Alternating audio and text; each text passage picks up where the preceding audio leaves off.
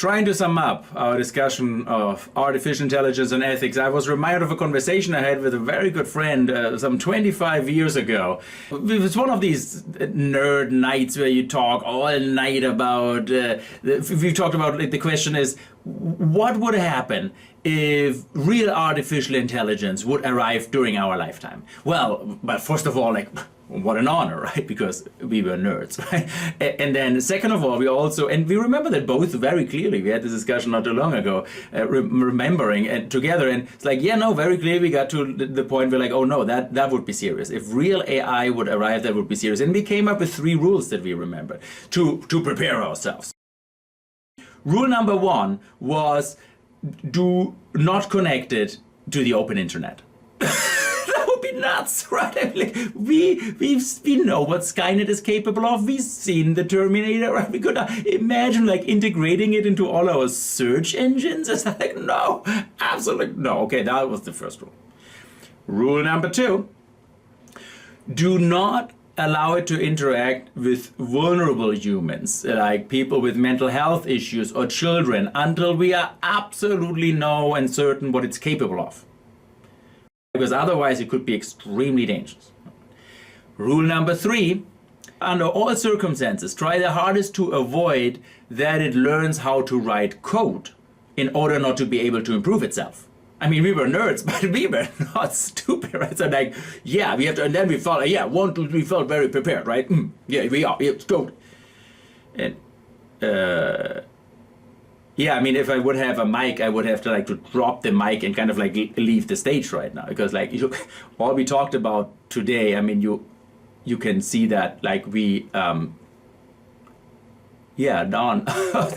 And, you know, it took me quite a while because I always naively, since that time, and I've been working in that field, I always thought there would be the moment where we are able to install this red button that we can turn off, and I think many of us thought that.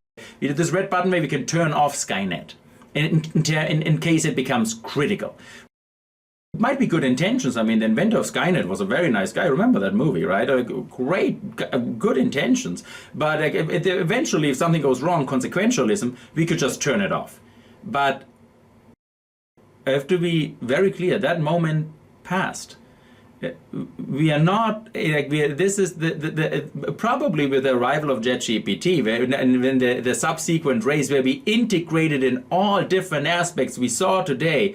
We talked about it's integrated in the economy, in democracy, in health, in education, in like all the different sectors. It's been integrated at a neck-breaking speed in a competition between the superpowers, and yes, that moment has passed.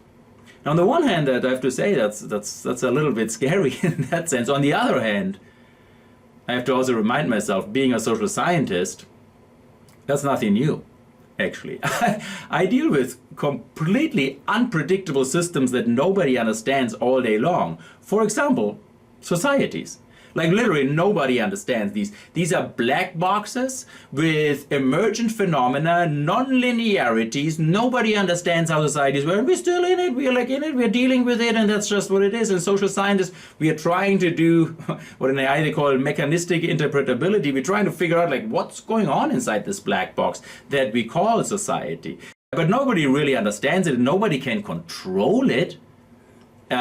For example, or like let's take something more concrete, traffic or city. Is like no mayor in the world really understands or controls its city, and no traffic planner really can control the traffic. Or a president really does not understand or control a country.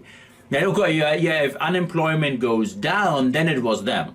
If unemployment goes up, they're like, oh, nobody like actually understands that. What's, you know? So no, nobody really does. Or please don't tell me that you understand your family, because I do not, but I still love him. I mean, I love him as like, but control it, manage it, like really understand what's going, predict what's going to happen. No, no. But we still roll with it. Right, that's what we do in society, and or companies. I work with CEOs of companies when I do these consultancies. There's no serious CEO who thinks like they control or can manage or actually predict what the company is going to do. They just roll with the punches. That's just what they do. And We even start very dangerous things like wars, and nobody can control that. Like nobody could. That's actually per definition. There's nobody in control here, and with the same amount of respect, it is that we also need to confront these systems. They are basically integrated in society, right? They're intermediating society to a certain degree, and being the fluid that holds society together and infusing actually more intelligence, and that can be dangerous. I mean, I have to say, we have to deal with it. Talking about this, I mean, me as a German originally, intelligence was not the problem of the Nazis. They're extremely intelligent. I mean, so intelligent at the end, countries were fighting over who gets the most intelligent scientists from the Germans in order to develop their technology. I mean, extremely intelligent, most people there, very advanced, industrially the most advanced at the time. That was not the problem with the Nazis in the Second World War. So we have to be careful that this is also, like, that's the amount of respect we have to confront this technology with. Not being scared of it, but with a healthy dose of respect. And not being naive. I talked today a lot about the good of it and the benefit it brings in all different sectors. And we integrate it in all different sectors. But we have to be aware that same as societies, we do not understand it. And one of the big problems of AI is that AI learned from us, from our data. It's machine learning. It learned from the best. And humans are just sexist and racist and aggressive and worn, torn and conflictive, and that's what we just are. And that's where AI actually, and manipulative.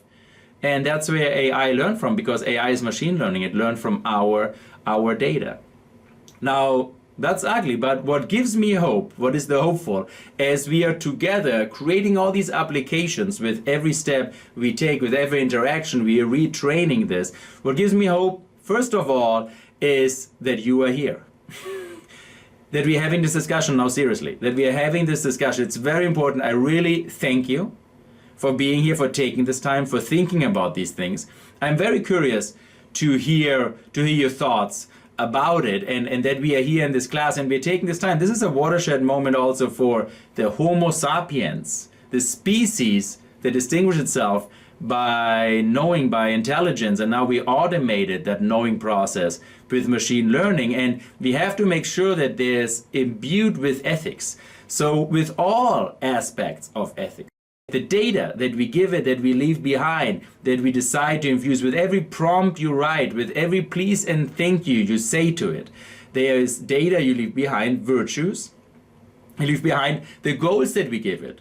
A prompt that you give to a machine is basically a goal that you give it. You orient it by giving it the goal, by giving it the prompt engineering that you're doing when you're telling it what you want from it. And of course, at the end, there are unintended consequences, and we have to stand up to it. We gave it these goals, we told the machine what to do, or some human gave it and we adopted it. Sometimes we might not understand the consequences until it's very far down the road. It's hopeful for me that we're having this course, that you are here, that we're having this discussion. Thank you. I'm looking very much forward to hearing more of your thoughts on this.